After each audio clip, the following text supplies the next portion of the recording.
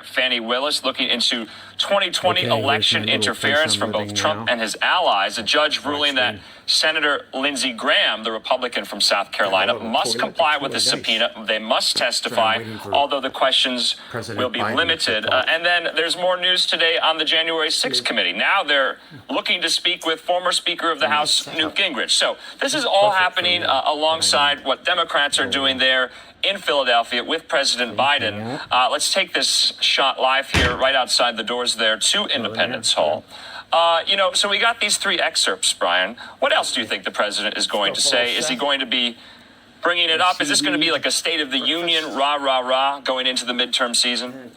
I think to some extent, yes. And if his speechwriters are doing him any favor, while he complains about MAGA and other problems and potential radical right-wing efforts in the country, I think he has to find optimism and hope in this speech as well.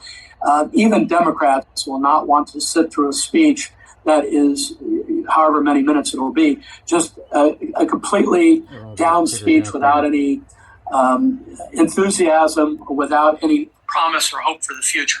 So I think it's a rather complex speech to deliver because it's clearly a political speech, but he also has to be enthusiastic about the future of America. He has to back Democratic candidates around the country by saying, vote for my side because look what's behind me, Independence Hall, and we represent the history of this nation.